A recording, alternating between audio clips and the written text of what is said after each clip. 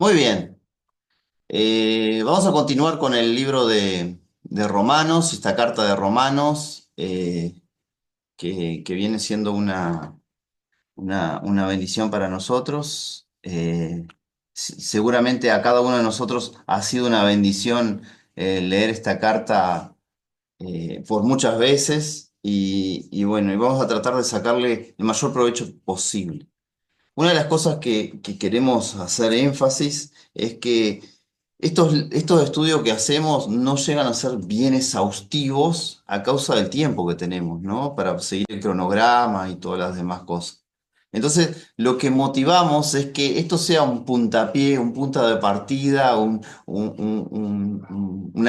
punto de motivación para que cada uno de nosotros luego podamos ir a casa o estando en casa, ¿no?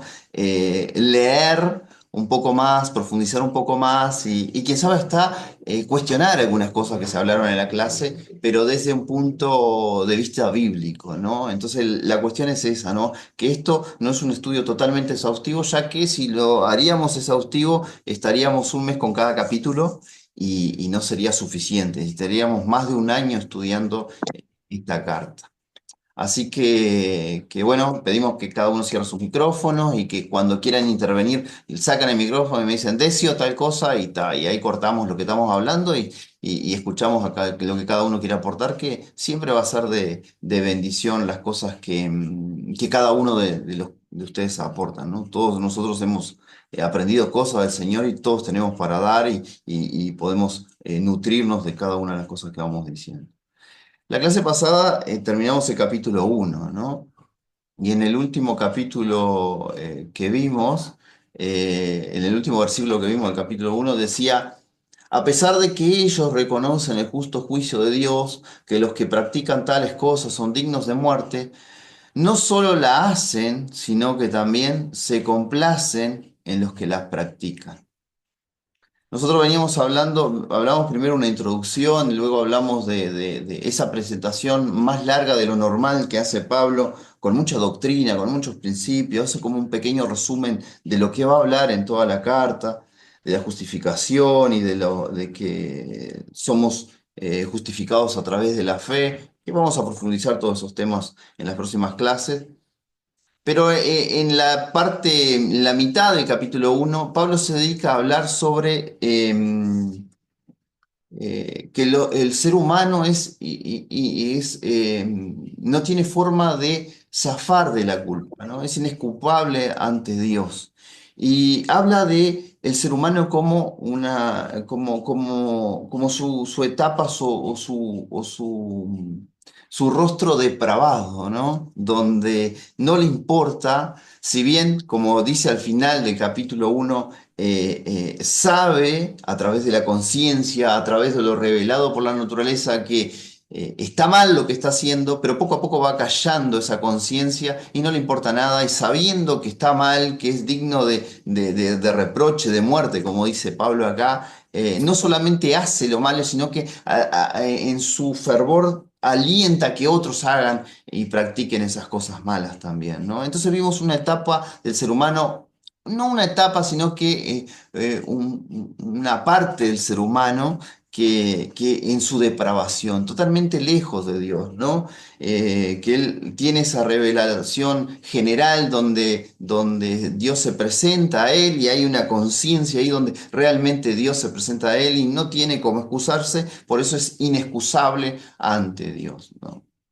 Ahora comienza el capítulo 2 y es interesante cómo hay un cambio. Fíjense es lo que dice acá, a pesar de que ellos, acá Pablo le está escribiendo a los romanos, pero él está hablando de ellos, está hablando con alguien de ellos, no está hablando, a pesar de que tú reconoces, no dice ellos, ¿no? Y es interesante esto, ¿no? Porque para lo que va a venir en el capítulo 2 porque él cambia la forma de hablar y ya no le habla de ellos, sino va a hablarlo de otra forma. Y es interesante porque es importante para el próximo punto que vamos a hablar, ¿no? Y ya vamos a ir pasando al otro, porque este versículo ya lo vimos en la clase pasada, y vamos a hablar ahora en los primeros 5 versículos, ¿no? Y dice, por lo tanto, él por lo tanto une lo anterior, une lo que viene hablando, todo lo que habló en esta mitad del capítulo uno, ¿no? De este ser humano depravado, alejado conscientemente de Dios, que decidió estar, y que Dios no entró en conflicto con él, lo dejó a sus propios instintos, ¿no? Dios no entra en conflicto con ese ser humano, lo deja, ¿no? Ellos. Entonces, por lo tanto, no tienes excusa. Y fíjense qué interesante, ¿no? El cambio que hay. Él está hablando con un interlocutor acá, alguien más, y le está hablando a él, y él está diciendo, porque ellos son depravados, están alejados, porque sabiendo que hacen mal, igual lo hacen y van en contra de Dios, y ellos, y ellos, y ellos. Y de repente, Pablo en la carta dice, por lo tanto, no tienes excusa, oh hombre. Y cambia de hablar de ellos a hablar a la persona que él le está hablando, ¿no? Imaginemos a otro ser humano, a ese hombre, ¿no? Y dice, hombre, tú no tienes excusa, ¿no? Y fíjense que ahora, a partir de ahora ya no va a hablar de ellos, sino que va a hablar de tú, de vos, ¿no? No importa quién seas tú que juzgues. Y acá ya le va dando una impronta, ¿no? Dice, tú no tenés excusa, no importa quién seas, vos el que estás juzgando. Y acá vemos una información nueva, que está juzgando, que este ser humano, este hombre, está juzgando. No importa quién sea que tú que juzgues, porque en lo que juzgas a otro, te condenas a ti mismo. Un poco que la persona que está escuchando a Pablo está como diciendo, mirá a esta persona, sí, mirá lo que me está diciendo Pablo, sí, ellos están perdidos, ¿no? Están totalmente alejados, mira, decidieron estar lejos de Dios. Y de repente me empieza a hablar a mí, y dice, ay, ¿cómo que yo? ¿Cómo que yo estoy condenado? ¿Cómo que porque yo juzgo estoy condenado? Y Pablo ahora va a empezar a desarrollar esto, ¿no? Esto que viene hablando. Pues tú que juzgas, hace lo mismo. Y esta persona como que puede pensar en sí, ¿no? Que está escuchando, ¿no? Dice, pero ¿cómo que hago lo mismo? Fíjate el adúltero aquel, anda con cuántas mujeres hay, anda en prostíbulos, anda con las 1000 sacerdotisas del templo, y yo qué sé, con las sacerdotisas de Júpiter y qué sé yo y qué sé cuánto. Mirá lo que hace, él roba. ¿Cómo va a decir que yo hago lo mismo? ¿Cómo pues tú que juzgas haces lo mismo? ¿De qué se trata esto, no? Pero sabemos que el juicio de Dios es según verdad contra los que practican tales cosas. Entonces como que Pablo está diciéndole a esta persona que está escuchando, vos sos igual que aquellos. Igual como que falta más aclaración acá, ¿no? Pero nosotros ya vamos entendiendo hacia dónde va apuntando Pablo acá, ¿no? Pablo habló del ser humano depravado. Y ahora en este punto empieza a hablar sobre el juicio de Dios. Acá en todo este capítulo 2 va a hablar sobre el juicio de Dios y va a hablar sobre los moralistas, ¿no? Sobre aquellos que apuntan con el dedo, ¿no? Yo estoy viendo que aquel es adúltero, ¿no? Pero en realidad es una cuestión moralista, porque ese es un punto de vista no de comunión con Dios, no de un punto de vista santo, sino que es un punto de vista de juzgar al otro, ¿no? De ir en contra del otro desde un punto de vista equivocado, ¿no? Es como que hay un muro moralista ahí, un muro que en obras aparentemente este ser humano hace las obras correctamente a los ojos de los demás, y del otro lado del muro están ellos, los que no les importa nada y no encubren nada, sino que viven esa vida totalmente alejada de Dios y no les importa. Pero de este lado del muro está mi verdadero yo. Mi verdadero yo que no es ese muro simplemente es una apariencia de lo que realmente hay atrás de ese muro. Entonces yo estoy juzgando a aquellos, pero en realidad Dios está mirando de arriba y ve a aquellos y me ve a mí y nos ve iguales porque los dos somos pecadores. Un poco aquello que Jesús enseña, ¿no? Que de lo que los fariseos hacían, ¿no? Los fariseos eran un poco, ellos cuidaban mucho la apariencia, pero no cuidaban su corazón, ¿no? No cuidaban realmente ser genuinos. Entonces era mucho de obrar, pero poco de ser genuinos integralmente, totalmente, ¿no? Pero le pone en el versículo 2, pero sabemos que el juicio de Dios es según verdad contra los que practican tales cosas. Y en este versículo 2 vemos la primera pauta que habla sobre el juicio de Dios, ¿no? Y que habla que el juicio de Dios es según verdad. No es según apariencias, no es, no, Jesús no va, Dios no va a juzgar la apariencia del ser humano o lo que aparenta el ser humano, sino que Dios va a juzgar la integridad del ser humano, o sea, todo el ser humano completo, tanto lo interior como su accionar. Porque su accionar termina siendo consecuencia también de su interior, pero va a juzgar todo, va a juzgar el corazón, la intención, el obrar, todo, absolutamente todo tiene que ver con el juicio de Dios. Entonces, cuando un obrar, cuando la edificación en ese obrar está vacío de realmente de una sinceridad, sino que simplemente es una apariencia, acá entra la verdad de Dios. La verdad de Dios entra todo, pero acá es muy necesaria la verdad de Dios porque en ese juicio va a salir la verdadera persona que es, ¿no? Dice, no, aquella persona es buena, aquella persona cuida a su familia, aquella persona no traiciona a su familia, aquella persona incluso va a la iglesia, es una buena persona, es un buen tipo ese, pero en realidad eso no es suficiente, porque en realidad tiene que ver todo con todo, ¿no? Nosotros somos un ser completo, cuerpo, alma y espíritu, y nuestro accionar tiene que ver con lo que somos adentro también, ¿no? Tienen que estar ligado una cosa con la otra. Por eso es necesario esto, ¿no? Que el juicio de Dios es según verdad, no es según apariencia y ni según favoritismo, es según la verdad, es según lo que realmente son las cosas. Dice el versículo 3.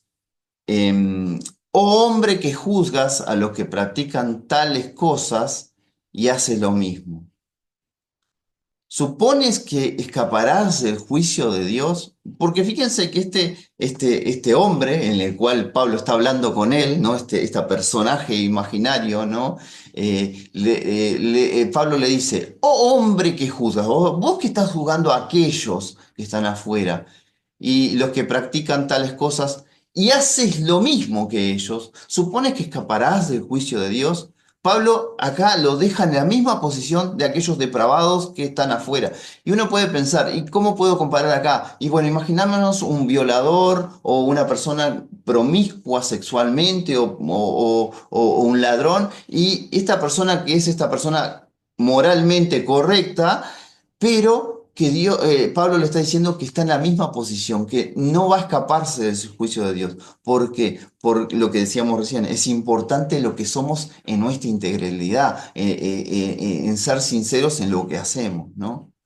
Y dice, o menospreciáis las riquezas de su bondad, paciencia y magnanimidad, ignorando que la bondad de Dios te guía al arrepentimiento.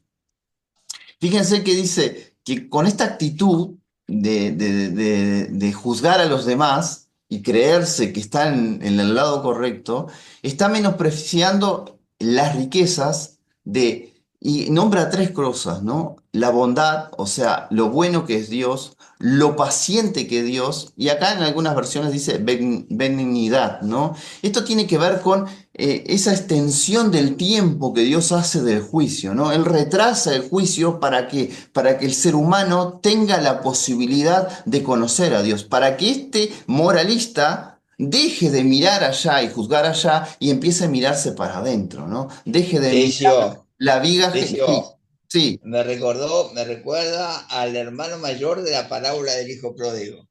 Ahí está, ahí está. Ahí está. Y que aquello que dice el señor que enseña, ¿no? Que estamos mirando la paja en el ojo ajeno, que igual no es la paja lo que hay allá, ¿no? Porque es muy, muy grande lo que están viendo de este hombre depravado, pero están viendo aquellos detalles y no estamos viendo la viga, que esa simbología es muy interesante, esa parábola es muy interesante porque estamos viendo detalles y no vemos algo tan grande que está pasando en nuestras vidas, ¿no?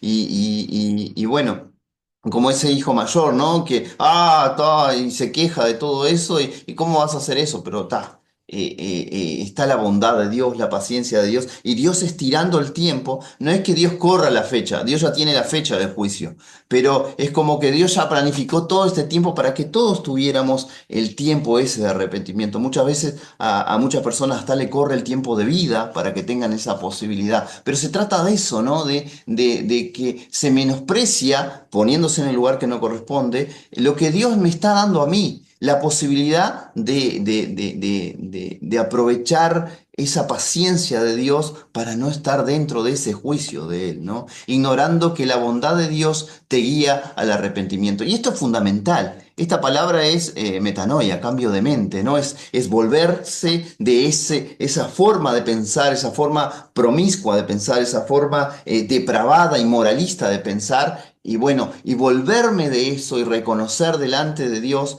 quién soy, ¿no? Y para eso Dios estira el tiempo, para que estos moralistas se den cuenta, para que estos depravados se den cuenta, y bueno, y el otro grupo que vamos a ver un poquito más adelante, ¿no? En el versículo 5 dice, pero tu dureza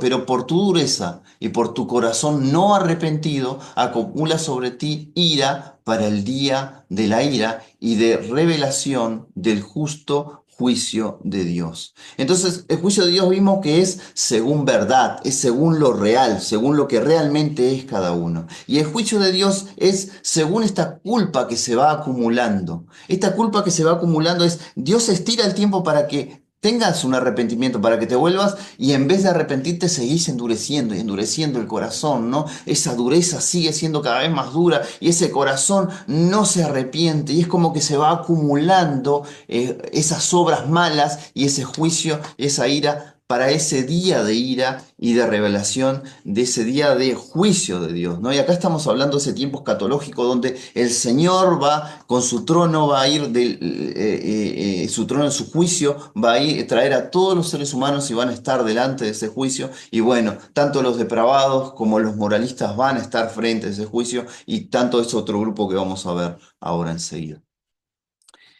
Dice en el 6, Él recompensará a cada uno conforme a sus obras.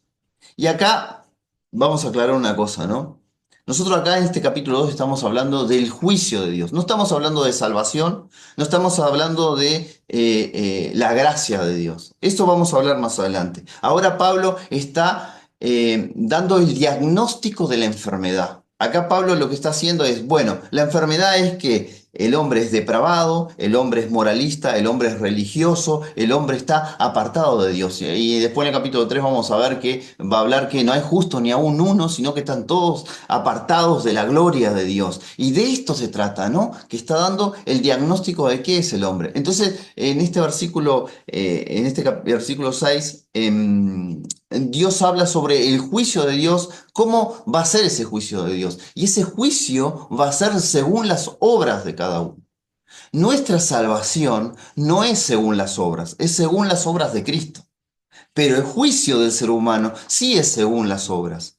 Él recompensará a cada uno conforme a sus obras. Vida eterna, o sea, va a recompensar con vida eterna a los que por su perseverancia en las buenas obras buscan gloria, honra e incorrupción. Y fíjense acá algo interesante, ¿no? Que esta es como la recompensa eh, según las obras. ¿Y cuáles son las obras para que tendrán como recompensa la vida eterna? A los que por su perseverancia, y esta palabra perseverancia quiere decir que es la constancia de siempre hacerlo, de siempre haberlo hecho y siempre hacerlo, ¿no? En las buenas obras buscan gloria, la gloria de Dios, honra, la honra de Dios e incorrupción, o sea, algo puro, algo no contaminado. Si nosotros nos ponemos a ver en la historia, desde el comienzo, desde Adán hasta nosotros, hasta el bebé que nació hoy, absolutamente ninguno, salvo Jesucristo, entran en este diagnóstico. Absolutamente nadie puede obtener la vida eterna por sus obras. ¿Por qué? Porque nadie puede perseverar desde su nacimiento hasta la muerte en buenas obras, como dice acá. Más allá de eso, también vamos a ver después, cuando veamos el capítulo 5 de que nosotros por naturaleza ya somos pecadores, ya venimos como descendientes de Adán. Pero frente al juicio de Dios, es imposible que un ser humano pueda presentarse ahí. Algunos toman este versículo para hablar sobre que en Jesucristo podemos perseverar y que vamos a ver cada una de estas cosas en nuestra vida. Es verdad, pero no es el tema de Pablo acá. El tema de Pablo acá es poner en evidencia que estos moralistas no son capaces de obtener la vida eterna. Ni los moralistas, ni los depravados, ni ningún ser humano es capaz de obtener la vida eterna. Y acá le ponen evidencia. A ver, ¿vos podés hacer esto? No, no podés hacer esto. Pero lo otro sí, lo otro es lo que hace el depravado, el que hace el moralista y el religioso. Pero enojo e ira a los que son contenciosos y no obedecen a la verdad, sino que obedecen a la injusticia. Ya vimos que los depravados, la clase pasada, la vimos toda la lista y la desobediencia, la injusticia, todo lo demás, era como su leitmotiv, ¿no? Era lo que ellos vivían, ¿no? Entonces ellos están dentro de ese enojo, de esa ira, de esa destitución de la gloria de Dios. Los moralistas también. Los moralistas también porque no pueden lograr mantenerse en la perseverancia como está ahí, ¿no? Porque necesitan de Dios, necesitan de la obra del Espíritu Santo para mantenerse así. Y estas personas están todas alejadas de Dios. Todo el ser humano está alejado de Dios. Y es por acá que viene Pablo, ¿no? Dando el diagnóstico del ser humano, ¿no? Y dice en el versículo 9: tribulación y angustia sobre toda persona que hace lo malo, el judío primero y también el griego. Pero gloria, honra y paz a cada uno de lo que hace el bien, al judío primero y también al griego. Y acá es como un punto central de la lección, ¿no?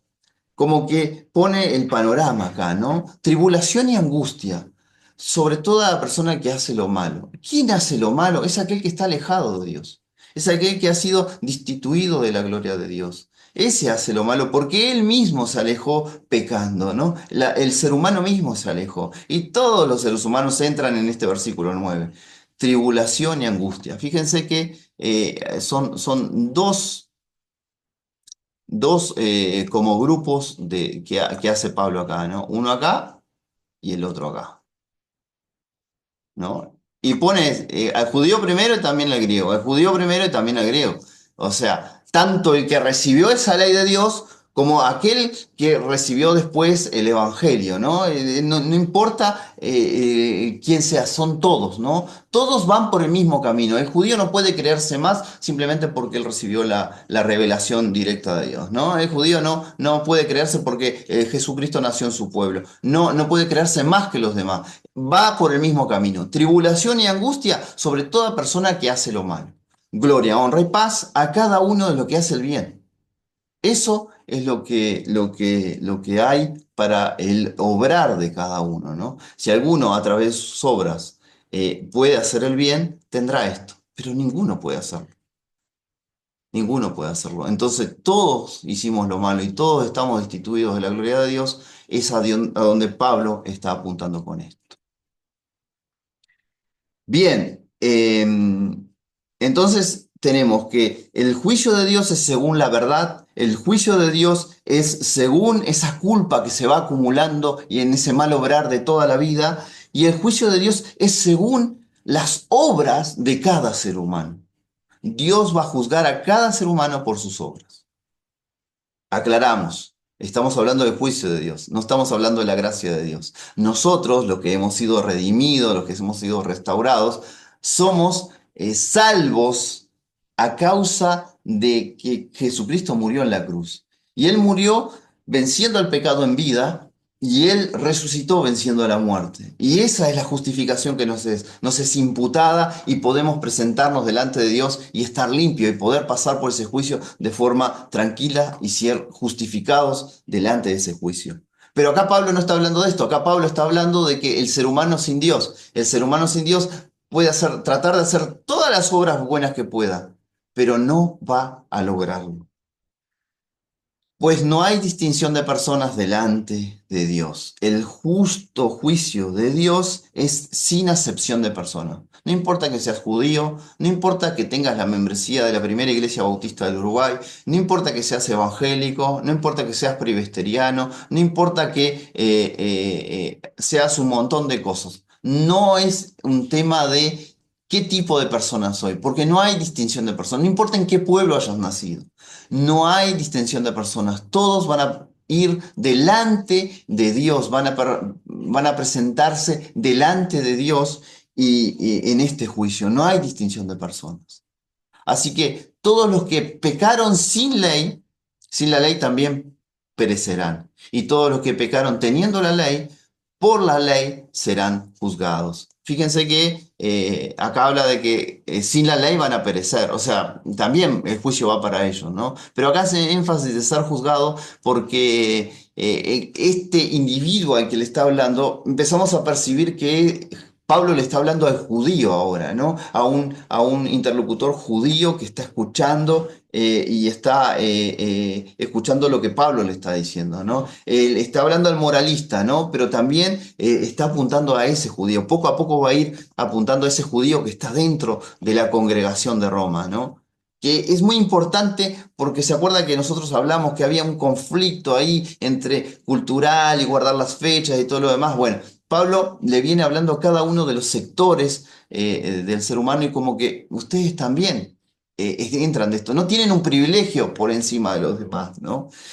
Todos los que pecaron teniendo la ley, por la ley serán juzgados. Y todos los que pecaron sin la ley, o sea, que no pertenecían a este pueblo judío, ¿no? Sin la ley también van a ser juzgados. La ley, la regla va a ser la misma, porque la regla del juicio va a ser la misma, tanto para judíos y no judíos. Pero acá es para que entienda que no hay una cuestión de que porque ellos eran judíos tenían privilegio. No, no. Tienen la misma responsabilidad delante de Dios, tanto los que son judíos como los que no son judíos, tanto los que han leído y tienen la ley como aquellos que no la han leído y no la tienen. Y Pablo sigue con el diagnóstico, ¿no? Y dice, porque no son oidores de la ley los que son justos delante de Dios, sino los hacedores, perdón, porque no son los oidores de la ley los que son justos delante de Dios, sino los hacedores de la ley serán justificados. Y esto es interesante, ¿no? Porque es un poco de eso de las apariencias, ¿no? ¿Se acuerdan que los fariseos, Jesús luchó mucho contra eso, los fariseos insistían con cumplir determinadas reglas, los 600 y pico de mandamientos que habían derivado de todo aquel Pentateuco y tenían que hacer esto y detallado y a veces eran injustos por cumplir leyes que ellos mismos malinterpretaban, ¿no? Entonces la cuestión no era saber, ¿no? Ser un oidor y conocedor. La cuestión no es leer la Biblia, estudiar Romanos y tener mucho conocimiento, estudiar los grandes teólogos, estudiar las grandes doctrinas, ¿no? Y saber y tener ese conocimiento. La cuestión no es esa. La cuestión es ser un hacedor de la ley. O sea, ser realmente una persona genuina delante de Dios que realmente honre a Dios, ¿no? Y que realmente viva una vida recta delante de Dios. No de apariencia, sino que en su interior sean de verdad. ¿Se acuerdan que Jesús los llamó sepulcros blanqueados a los fariseos? Porque eran blanquitos, lindos, prolijos por fuera, pero había un muerto dentro de ellos. Había un muerto dentro de ellos. Y se trata de esto, ¿no? Que en realidad no debemos ser apariencias, sino que tenemos que ser quien somos. Y lo que somos adentro tiene que ser algo justo delante de Dios. Que nuevamente en el diagnóstico no hay un ser humano que pueda entrar dentro de estas características, ¿no? Hasta que el ser humano sea restaurado por el Señor, ¿no? Porque cuando los gentiles que no tienen ley practican por naturaleza el contenido de la ley, aunque no tienen ley, son ley para sí mismos. Y esto es un ejemplo que Pablo usa. No quiere decir que esto suceda en realidad. Esto va a suceder con aquellos gentiles que creyeron en Cristo y son transformados y a causa de la obra del Espíritu Santo en ellos hacen las cosas bien. Nosotros hacemos las cosas bien y cuando hacemos las cosas mal, las enderezamos, pedimos perdón y somos restaurados. En cierto sentido podemos llegar a ser a estos gentiles, pero en realidad Pablo acá está usando un ejemplo para que este judío entienda, para que este moralista entienda de que no se trata de hacer algo, sino que se trata de hacer algo motivado por lo que realmente está en el corazón. Que sea un reflejo del corazón mi obrar, ¿no? No tiene que ser simplemente ese sepulcro prolijo afuera, ¿no? Esas obras vacías de un contenido de amor, ¿no? Y dice en el 15. Bueno, pero sigamos con esto del juicio. El juicio de Dios es según verdad, el juicio de Dios es según esa culpa acumulada a través del tiempo, el juicio de Dios es según las obras del ser humano, el juicio de Dios es sin acepción de personas. Cualquier ser humano que haya nacido va a enfrentar el juicio de Dios de la misma forma, no hay ninguna ventaja para ninguno. El juicio de Dios es según la práctica, no según el conocimiento, ¿no? No se trata solo de saber la ley, sino que uno tiene que llevar adelante la ley. Y ese juicio de Dios va a venir según lo que yo hago, de acuerdo a mi corazón, y no de acuerdo a simplemente lo que conozco intelectualmente, ¿no? O que trato de disfrazarlo ahí, ¿no? Y en el versículo 15 sigue con el mismo tema, dice, y ellos muestran las obras de la ley escritas en sus corazones, mientras que su conciencia concuerda en su testimonio y sus razonamientos se acusan. Pero vamos a ver esto, ¿no? Que es muy interesante, que tiene que ver con lo que recién hablábamos, ¿no? Ellos muestran la obra de la ley escrita en sus corazones, mientras que su conciencia, y ahí va a hablar, es la que va a razonar para bien o para mal, según lo que vamos a ver en el versículo 16. Pero fíjense, ellos muestran la obra de la ley escrita en sus corazones. O sea, la obra, la ley, no está escrita solo en la Biblia, solo en este papel acá, ¿no? Sino que está escrita en los corazones de las personas, ¿no? Isaías va a hablar de esto, ¿no? Cuando la ley es escrita en el corazón, en tablas de carne y no en tablas de piedras, ¿no? No en madera ni piedra, sino que en las tablas de carne, en lo que está dentro del corazón. No es dentro del corazón este que bombea sangre, ¿no? Se entiende, ¿no? Sino que es en el espíritu de uno, ¿no? En la esencia del ser humano, ¿no? Cuando realmente la ley de Dios está escrita y es parte del ser humano, y el ser humano obra según esa ley, ¿no? No hace un esfuerzo por hacerlo, sino pero a consecuencia de lo que es, Él hace eso. Y la única forma que eso suceda es mediante Jesucristo y la restauración que Pablo va a hablar en las próximas, que va a ser la solución a este diagnóstico que le está dando, ¿no? Mientras que sus conciencias, las conciencias de estas personas que tienen escrita su corazón, concuerdan en su testimonio, en su razonamiento se acusan o se excusan unos a otros. En el día en que conforme a mi evangelio, es el evangelio, no es el evangelio de Pablo, ¿no? Es el evangelio de Jesucristo, pero es algo como él lo tiene como pertenencia, ¿no? O puede traducirse acá, conforme al evangelio que predico yo, Dios juzgará los secretos de los hombres por medio de Jesucristo. Va a llegar un día donde todos los seres humanos, no importa dónde haya nacido, de qué forma haya nacido, no importa nada.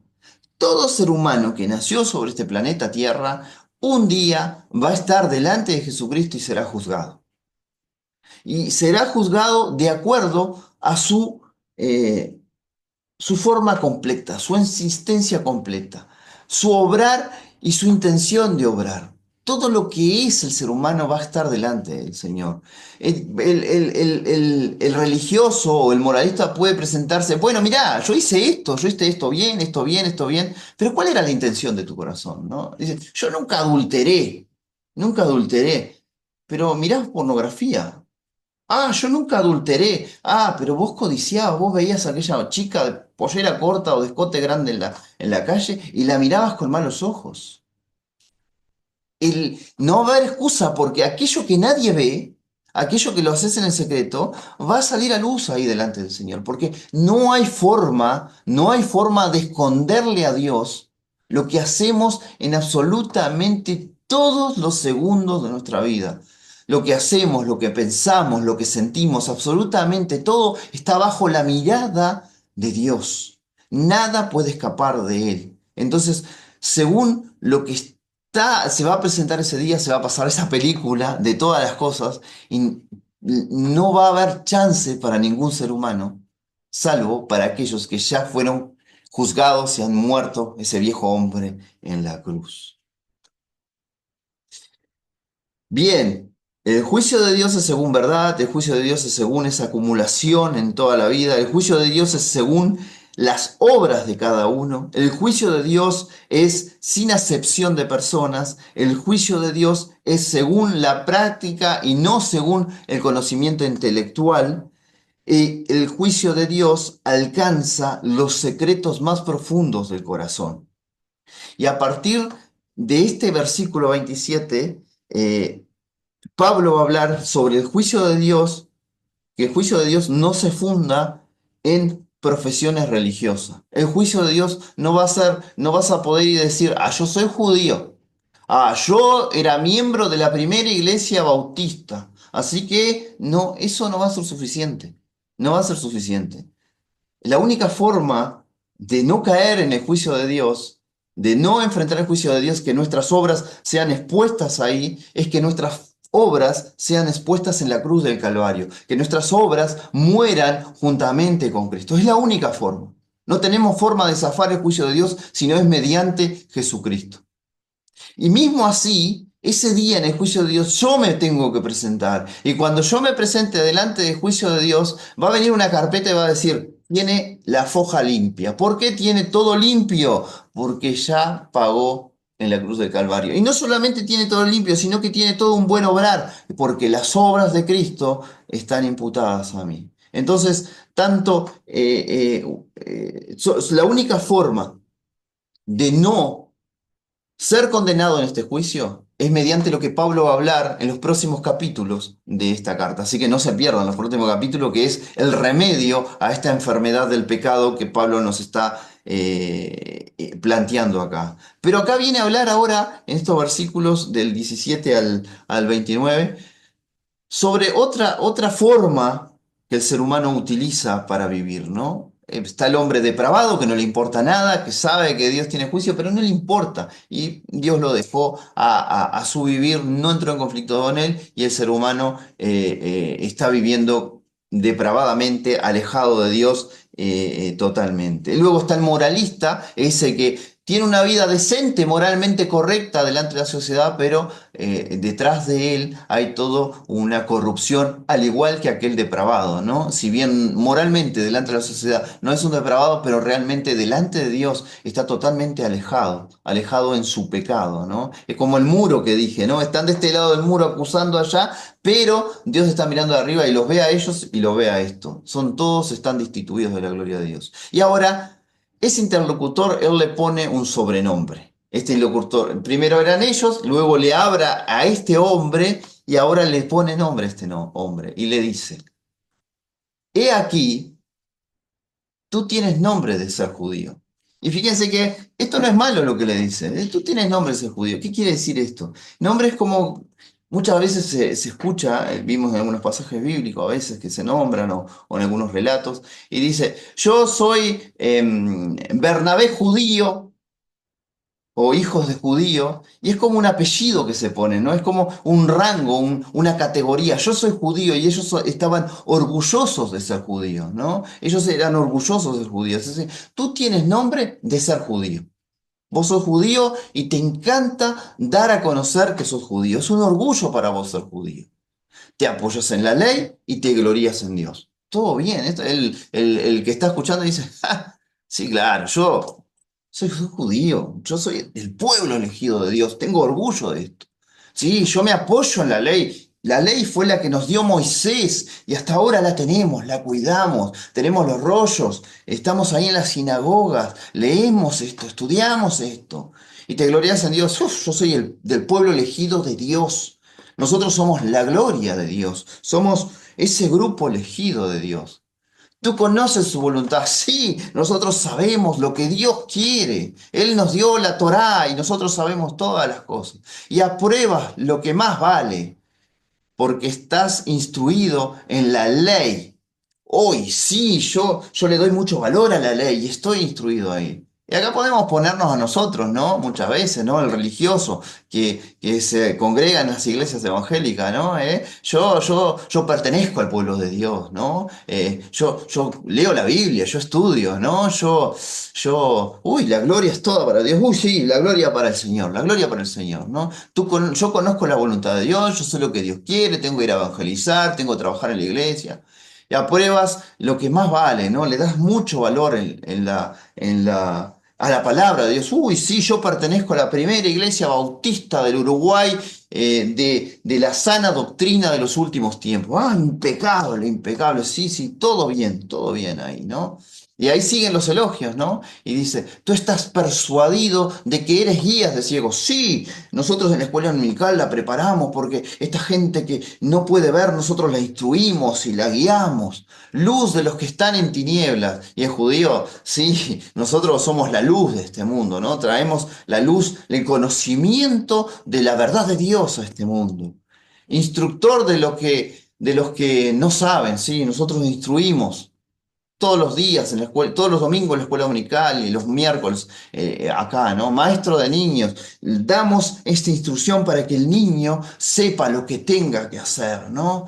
Teniendo en la ley la completa expresión del conocimiento y la verdad. Y esto es puro elogio del judío en este momento, el judío que estaban leyendo la carta en Roma y ese judío que estaba escuchando ahí, dice, "Ah, estos eran no moralistas, estos gentiles, ¿no? Se la creían ahí. Pero mirá, mirá todo lo que estaba diciendo Pablo de nosotros acá, ¿no? Nosotros somos esos instructores de ciegos, tenemos el conocimiento de la verdad. Muchas veces en el mundo evangélico nos creemos todo esto, ¿no? Nos creemos todo esto, ¿no?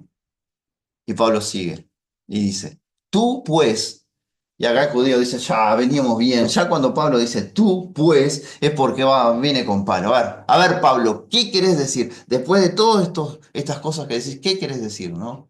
Que enseñas a otro, sí, enseña a otro, no te enseñas a ti mismo. Pa, preparo la lección de la escuela dominical, voy y aconsejo a mis hermanos, bíblicamente, pero esto me está enseñando a mí mismo. Estoy actuando en consecuencia de lo que enseño.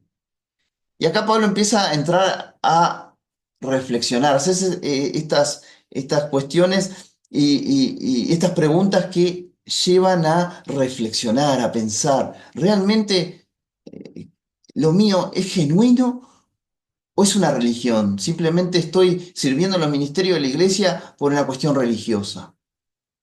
¿Qué te está pasando a vos? Pablo está diciendo, ¿no? Tú predicás contra el robo. ¿Robás? Predicás contra no robar, ¿no? Le enseñás que no se debe robar. Pero, y robar no estamos hablando de grandes robos, ¿no? Pequeñas cosas, ¿no? Pequeñas cosas, ¿no?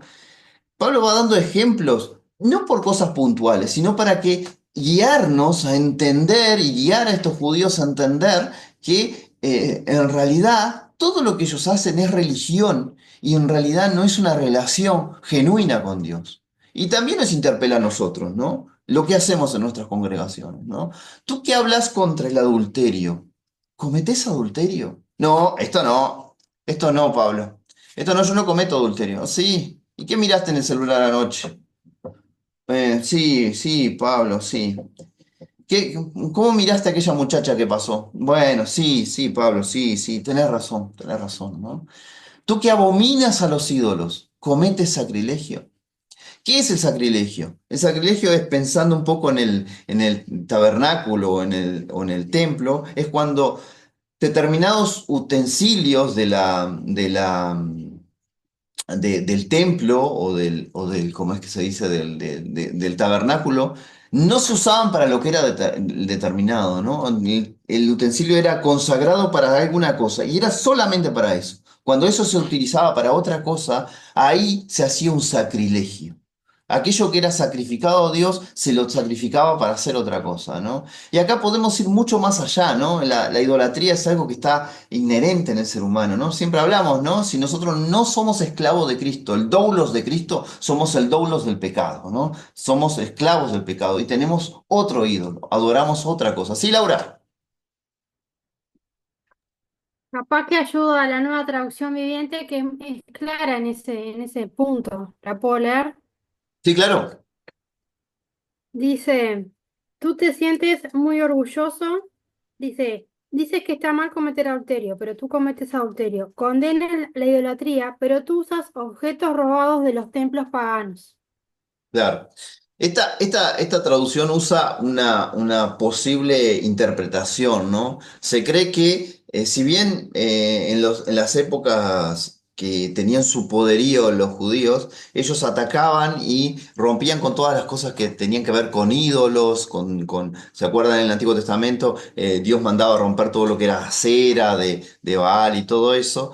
Con esa idea, en Roma, esto no está en la Biblia, esto está más en libros de historia o de tradición de esa época, se dice que muchos judíos muy fervientes, dice que iban a los templos romanos y eran como mercenarios o suicidas porque iban en contra del imperio, ¿no? Y rompían los ídolos de los templos de ese tiempo, ¿no? Y un poco muchos interpretan que Pablo está haciendo referencia a eso y esta interpretación de la nueva traducción viviente apunta a eso, ¿no? Vos que abominás los ídolos, vas y te metés en los templos y rompés los ídolos, esos, ¿no? Pero tiene que ver también con eso, ¿no? Que creo que también ayuda a esta interpretación de la nueva traducción viviente a entender que nuestras vidas han sido, son pertenecientes a Dios. Pero lo que hacemos con estas vidas que Dios nos dio, las utilizamos de mala manera. Estos utensilios pueden ser nuestras vidas que las utilizamos para adorar este mundo, para tener comunión con este mundo y no para estar en comunión con Dios, ¿no? Nosotros fuimos creados para tener comunión con Dios y nosotros nos apartamos de Dios y tenemos comunión con este mundo, ¿no? Y tiene este sentido, ¿no? De utilizar aquello que es santo para lo profano, ¿no? Para lo profano, ¿no? Y la idolatría ha sido un peso muy grande para los judíos. Y bueno, y Pablo acá lo que está haciendo es tratando de hacerlos reflexionar y entender que esa religión que ellos tanto orgullo tienen, esa nacionalidad que ellos tanto orgullo tienen, no va a adelantar de absolutamente nada delante del juicio de Dios. Dice en Romanos 23, tú que te jactas en la ley, deshonras a Dios con la infracción de la ley. Vos te jactás de la ley, pero en realidad no la llevás a cabo. No podés hacerlo. Porque como está escrito, el nombre de Dios es blasfemado por causa de ustedes entre los gentiles. Y acá es interesante, porque esto lo podemos extrapolar para nuestra vida hoy día, ¿no? Para nuestro mundo evangélico, ¿no? Dice, tú te jactás de ser gran evangélico, ¿no? Vos sos ese ahí, ¿no? Pero no actúas en consecuencia de lo que sos. Vos sos parte, supuestamente decís que sos parte del cuerpo de Cristo. Pero cuando salís afuera, vivís una vida totalmente mundana. No cumplís, no llevás en tu vida las marcas de Cristo. Vivís una vida totalmente alejada de Dios.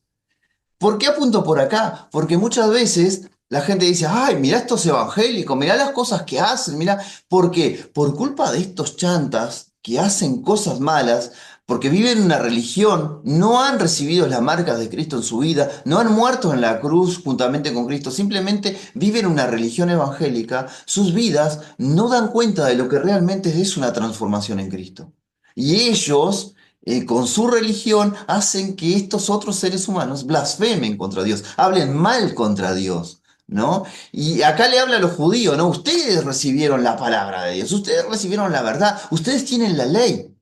Y al no cumplirla, ustedes tenían que haber hecho al revés, tenían que llevar la luz al mundo. Lo que están haciendo es produciendo que las personas blasfemen contra Dios. Totalmente lo contrario de lo que tendría que haber sido, ¿no? Ustedes creen que son unos crack, unos campeones, se jactan en la ley, pero en realidad son los más dignos de miseria, ¿no? De lástima, ¿no? Por lo que están viviendo, ¿no? Terminan ustedes en esa religión siendo igual a aquellos depravados, igual a los moralistas que ustedes acusaban, e igual son que ellos y tendrán la misma condenación cuando vayan frente al juicio de Dios. dice en el 25, porque la circuncisión aprovecha en verdad si guardas la ley. Esto tiene que ver con ser genuino. La circuncisión es el cortar el prepucio, ¿no? Al cortar el prepucio, el judío lleva una marca de que él pertenece al pueblo judío. Y a consecuencia, él pertenecería al pueblo de Dios. Entonces, la verdadera circuncisión, el verdaderamente que esta circuncisión sirviera de algo, esta marca que hacen, sirve de algo si realmente guarda la ley, ¿no? ¿Y cómo se guarda la ley? ¿De qué tiene que ver esto? Pero si eres transgresor de la ley, tu circuncisión ha llegado a ser incircuncisión. Simplemente es una cuestión, una mutilación del cuerpo. Pablo lo habla en otro lugar de esto también. Es mutilar el cuerpo nada más. No te sirve de nada. Hoy día hay muchos judíos que siguen esta tradición, pero es una tradición vacía. ¿Por qué? Porque en realidad no están guardando la ley. Vemos que hasta judíos ateos hacen con sus hijos esas cosas y terminan siendo simplemente una cuestión cultural, una cuestión vacía. ¿Por qué? Porque realmente no tiene el sentido que tuvo al principio, ¿no? Que tuvo al principio. Dice, tu circuncisión ha llegado a ser incircuncisión. No vale de nada. De manera que si el incircunciso cumple los justos preceptos de la ley, su incircuncisión no se será considerada, no será considerada como circuncisión. Es una pregunta que hace para reflexionar, ¿no? Su incircuncisión no será considerada circuncisión. A ver, pensá conmigo, judío religioso. Vos te crees, ¿no? Y vos tenés esto como una gran cosa. Yo me circuncido, me mutilo ahí esa parte y digo, bueno, yo ahora pertenezco y tengo orgullo de pertenecer, tengo nombre de judío, ¿no? Pero no te sirve de nada porque el verdadero judío, el verdadero pueblo de Dios, ¿quién le pertenece al verdadero pueblo de Dios? Es aquel que es circuncidado en el corazón. Y su incircuncisión no será considerada como circuncisión, pregunta Pablo. O sea, aquel que no es mutilado, que no tiene el prepucio cortado, va a ser el circunciso, o sea, va a ser el que tendrá la posibilidad de ser parte del pueblo de Dios. No solo la posibilidad, sino que va a ser parte del pueblo de Dios. Nuevamente acá vamos a hacer un spoiler, no vamos más adelante en el libro romano. El único ser humano que puede llegar a ser parte, que tener esta verdadera circuncisión, es aquel que el Espíritu Santo ha entrado a su corazón, es aquel que realmente ha tenido la justificación mediante Jesucristo. Esto vamos a verlo más adelante. Pero acá Pablo le está diciendo, bueno, si aquel que no tiene la ley y no es circuncidado, pero vive según la ley, ese es el verdadero circuncidado, ese es el verdadero que pertenece al pueblo de Dios. El que físicamente es incircunciso, pero guarda completamente la ley, te juzgará a ti con que con la letra y con la circuncisión eres transgresor de la ley. A ver, judío, a ver, religioso, vos que te la crees por todo lo que haces, ¿no te das cuenta que si vos realmente no cumplís lo que dice la ley, vos quedás juzgado por esa misma ley? No solamente por esa misma ley, sino que aquel que hace las cosas bien, en realidad no es que el gentil se va a parar frente al judío y lo va a juzgar, es que esa vida condena al otro, ¿no? La verdad de Dios y la vida del verdadero cristiano, esos que son cartas vivas del Espíritu Santo hacia este mundo, que llevan el mensaje de Dios, estas mismas personas hacen que estas personas se sientan más pecadores. Al compararlos ahí, la comparación es que estas personas se sienten más y son juzgadas por el mismo obrar de la otra persona. En la primera clase que tuvimos en el presencial allá en la escuela dominical, alguien, un hermano, hermana, no importa, alguien se acercó y me dijo, ¿sabés que cuando me convertí yo leí todo el libro de Romanos? Y para mí fue un aire, una bocanada de aire fresco. No fueron bien estas palabras, pero más o menos fue lo que me dijo, ¿no? Una bocanada de aire fresco. Yo como que me dio cierta libertad, una libertad que, wow, impresionante. Y esta persona le habló a alguien cercano que tenía y dice, leí esto que vas a ver cómo te va a hacer bien. Esta otra persona lo leyó y se sintió acusada por lo mismo que la otra persona se había sentido en libertad, ¿no? Entonces como que esta otra persona dice, nada, no me interesa esto, porque esto lo que hace es acusarme y dejarme mal y ponerme en una situación mala. No, no, esto no está bueno, no está bueno, me hace sentir mal. Y la verdadera vida de un cristiano o la verdadera vida de un justo le pone en evidencia al otro y lo juzga al otro, ¿no? En este caso, la palabra de Dios estaba juzgando a esa persona y esa persona se sentía mal porque estaba siendo juzgada, ¿no? Pero nosotros somos esas cartas vivas, ¿no? Y estas cartas vivas son las que también pone a esa persona y lo hace más transgresor todavía la ley, ¿no? Y lo juzga y esa persona se siente juzgada, apuntada por esa otra persona. Así que tenemos al depravado que tiene que presentarse frente al trono de Dios y sus obras lo van a condenar. Tenemos al moralista que tiene que presentarse frente a la obra de Dios, al trono de Dios y sus obras lo condenarán. Y tenemos al religioso que se va a presentar frente al trono de Dios y será condenado. Dice en el 28, porque no es judío el que lo es en lo visible. El ser judío es la idea de pertenecer al pueblo de Dios. Ni es la circuncisión la visible en la carne, sino más bien es judío, o sea, le pertenece al pueblo de Dios, el que lo es en lo íntimo, allá adentro, ¿no? En lo profundo, en su esencia. La circuncisión es la del corazón, en espíritu y no en letra. La alabanza del tal no proviene de los hombres, sino de Dios. Aquellos fariseos, aquellos religiosos, aquellos evangélicos religiosos, son bien vistos por los hombres. Porque, ¡ay! Mirá cómo ora, mirá cómo ayuna, mirá cómo sirve al Señor, ¡wow! Pero eso no vale de nada.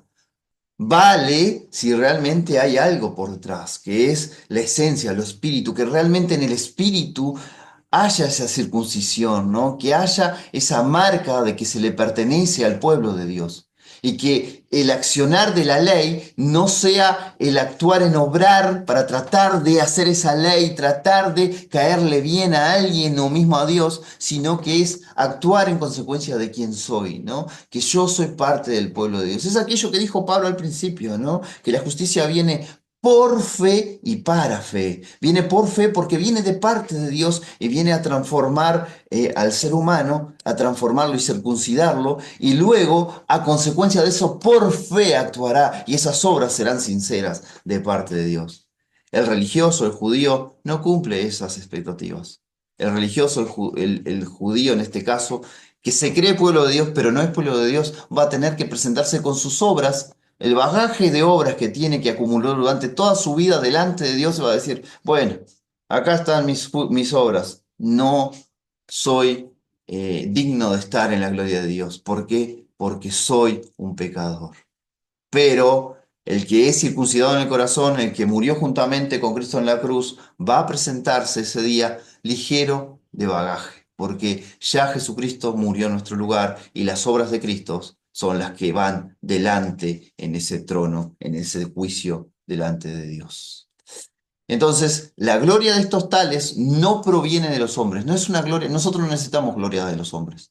Nosotros necesitamos que la gloria de Dios inunda nuestras vidas y que nosotros seamos solo instrumentos y que ya nuestra gloria, nuestro triunfo, nuestra victoria es estar en ese lugar, en esa comunión con Dios, estar en el lugar que Dios creó para nosotros. Esa es la gran gloria del ser humano y no son los triunfos en esta vida. Estos triunfos en la vida son para Cristo, son para Dios. Y los fracasos también y todo lo que pasamos es para Dios y Dios es el que llevará adelante su obra. Y bueno, en estos 8 versículos finales, Pablo entra en una argumentación, en un estilo literario que empieza como que a hablarse a sí mismo como que si hablara en lugar de esa otra persona que está hablando, ¿no? Él le habló a ellos, le habló a este, que terminó siendo este judío o este religioso, y ahora Pablo va a argumentar en contra de todo lo que esta persona, después que escuchó esto, pueda argumentar. Pero antes hagamos este pensamiento de lo que hasta ahora Pablo nos habló. Pablo nos habló de el diagnóstico del ser humano. En estas 3 áreas, tanto en la depravación como en la moralidad, como en la religiosidad, en estas 3 áreas se engloba a todos los seres humanos. Todos los seres humanos están enfermos de pecado y están destituidos de la gloria de Dios. Esta es la enfermedad. Pablo necesita para su argumento que quede claro esto. que todos los seres humanos están destituidos de la gloria de Dios. Lo va a decir con todas estas palabras en el próximo capítulo. Pero Pablo necesita que cada uno de estos argumentos queden firmes para la iglesia de Roma y para nosotros. Y ahora Pablo lo que va a hacer a partir de ahora, en estos 8 versículos, es, bueno, vos vas a hacer algunas preguntas a causa de lo que yo te dije, para tratar de justificarte. Bueno, yo te las voy a contestar. Así que las preguntas son estas. Mismo Pablo las hace en la carta para que no tenga... Él conoce a los judíos, él es judío. Y él sabe que el judío es combativo y que va a tratar de decirle, bueno, pero esto otro, pero esto otro, pero esto otro. Va a tratar de argumentar en contra de lo que Pablo dijo. Entonces Pablo le va a rebatir estos argumentos en estas preguntas. Y dice así en el versículo 1, vamos a ver rápido estos 8 versículos. ¿Qué ventaja tiene pues el judío? Esto sería ese interlocutor preguntando, ¿no? ¿Qué ventaja entonces, Pablo, tiene pues el judío? ¿O qué beneficio hay en la circuncisión? ¿Para qué Dios dio esto? ¿Para qué Dios creó este pueblo judío? ¿Qué beneficio hay? Mucho, dice Pablo, contesta.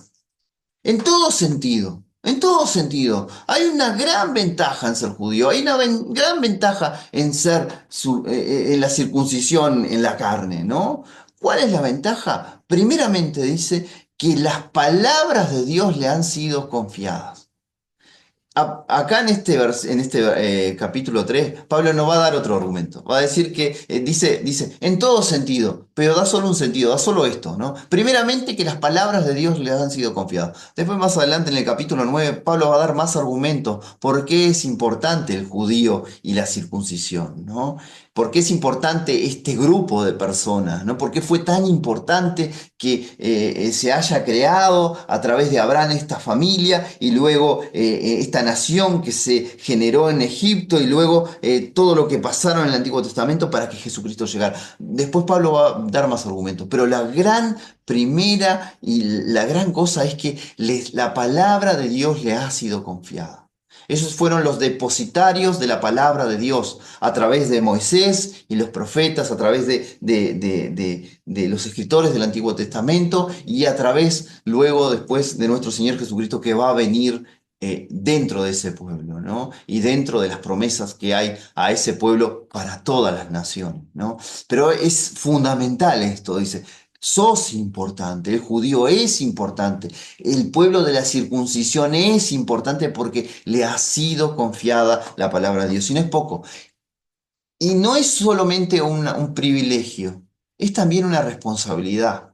Cuando le es dada esa palabra, hay una responsabilidad, que en cierta forma, guiado por Dios, esta responsabilidad fue cumplida porque fue instaurado todo el libro que hoy día es nuestra revelación, es nuestra Biblia. Y fue instaurado el lugar para que nuestro Señor Jesucristo naciera, viviera y cumpliera todo lo que era necesario para nuestra justificación. Así que fueron muy importantes, ¿no? Y hay una responsabilidad de parte de ellos, ¿no? Y sigue Pablo, entonces, viene otra pregunta, esa pregunta rebatida, viene otra. ¿Qué pues? Si alguno de ellos han sido infieles, ¿acaso podrá la infidelidad de ellos invalidar la fidelidad de Dios?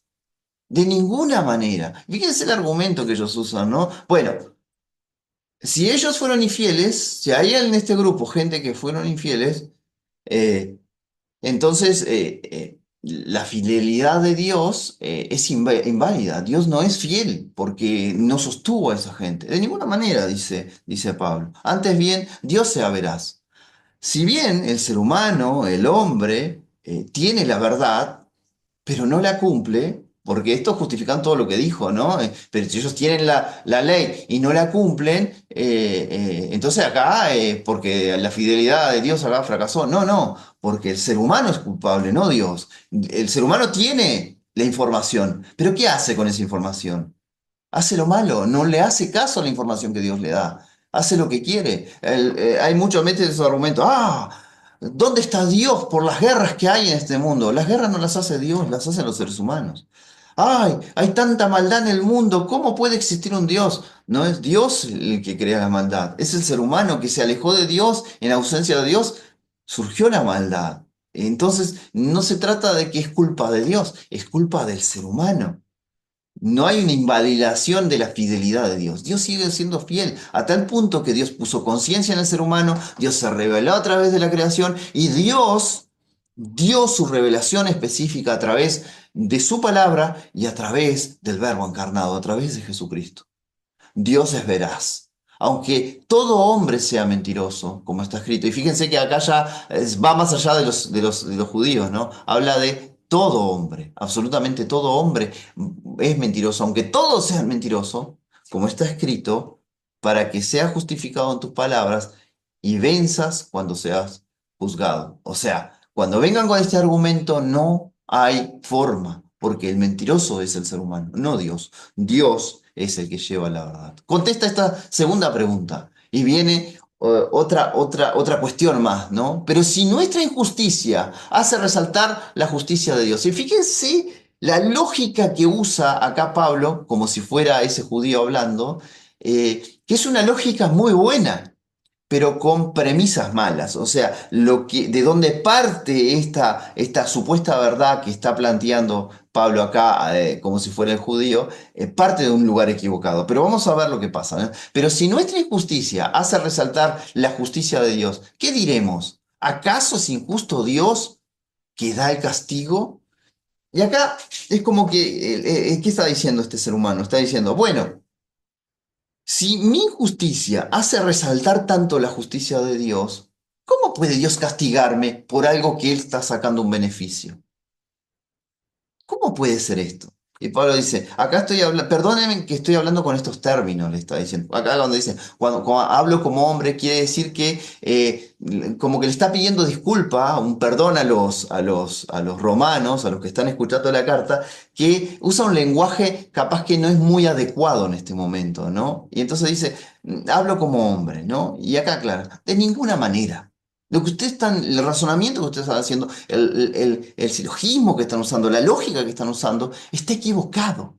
Está equivocado, de ninguna manera. Porque en tal caso, ¿cómo juzgaría Dios al mundo? ¿Qué capacidad tendría Dios para juzgar si Dios fuera injusto? Y es un atributo de Dios la justicia. Dios es justo, ¿no? Entonces, acá como que se quiere cuestionar la capacidad de Dios para juzgar al ser humano. Y dicen, de ninguna manera. Acá ustedes le erraron en el planteamiento. En realidad, se resalta la justicia de Dios por lo malo que ustedes son. Pero no se trata de que Dios utiliza su maldad para ser justo. Dios es justo en esencia.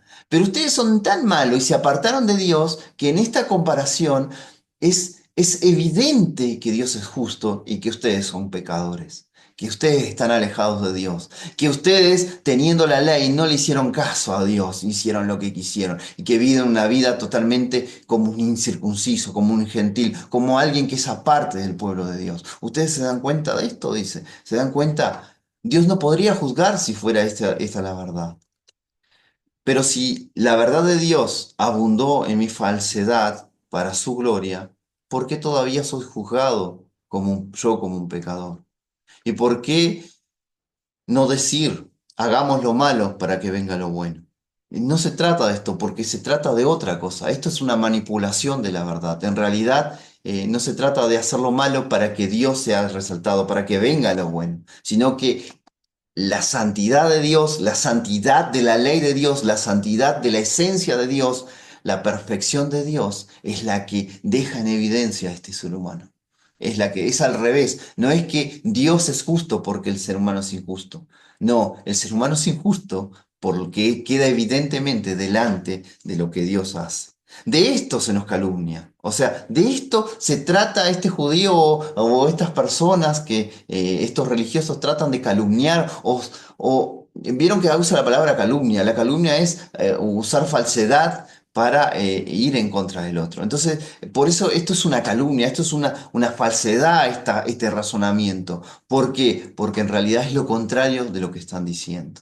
Y algunos afirman que así decimos. Y en realidad no es lo que Pablo está enseñando. Y lo aclara acá al final para que se quede claro que lo que Pablo está diciendo que va a haber un juicio y es justo ese juicio y ese juicio va a ser mediante las obras de cada ser humano y todos los seres humanos van a ser condenados a causa de sus obras. La condenación de los tales es justa, dice el Señor. Y acá Pablo cierra esta etapa de diagnosticar al ser humano como el pecador y que por sus obras va a ser condenado. Nos queda un saborcito ahí como, ay, acá me dijo que estoy enfermo, pero necesito saber cómo curarme. Bueno, Pablo va a andar un poquito más en este capítulo 3 sobre esta enfermedad y luego va a comenzar a hablar sobre el tema de la justicia. Y bueno, nadie escapará del juicio de Dios. Absolutamente nadie va a escapar del juicio de Dios. No hay ser humano que haya nacido sobre esta tierra que vaya a escaparse de estar delante del trono del juicio de Dios. Y vamos a ser juzgados por obras. Los que no reconocieron a Jesucristo van a ser juzgados por sus obras. Y los que reconocimos a Jesucristo seremos juzgados por las obras de Cristo y tendremos nuestra eternidad como premio a causa de Jesucristo. El otro punto importante a tener en cuenta es que es urgente avisar a los demás de la inminencia del juicio de Dios. Es algo inminente, el juicio de Dios va a venir. Y inminente no quiere decir que va a pasar ya, mañana. El inminente quiere decir que va a pasar sí o sí. No pase lo que pase de aquí en más, el juicio de Dios va a estar y cada ser humano va a estar delante de Dios con esos bolsos de obras o con esa película que se le va a pasar enfrente y no va a haber argumento frente a Dios. Por eso es urgente llevarles el Evangelio, por eso es urgente llevar el Evangelio a ese mundo, por eso es urgente llevar el Evangelio y la verdad a aquellos que están perdidos, a los depravados, a los moralistas y a los religiosos.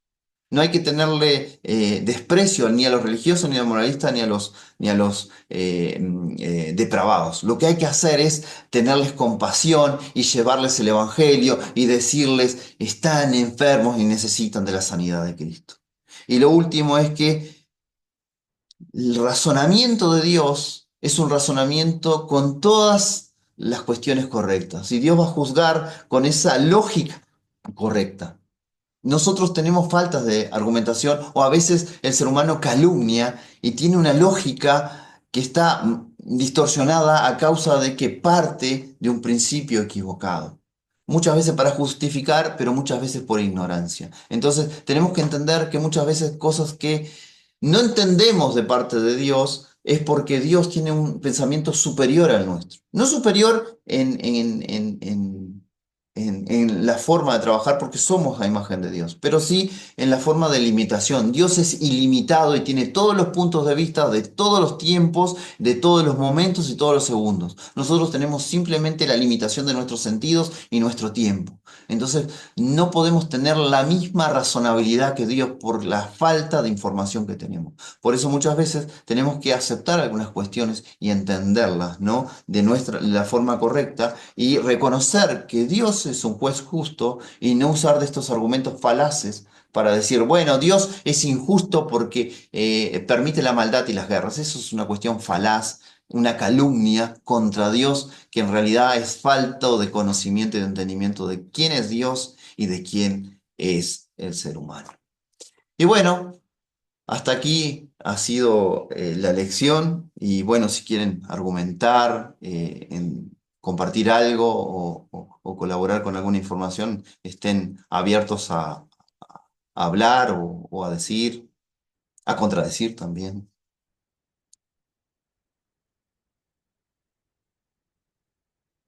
sin miedo.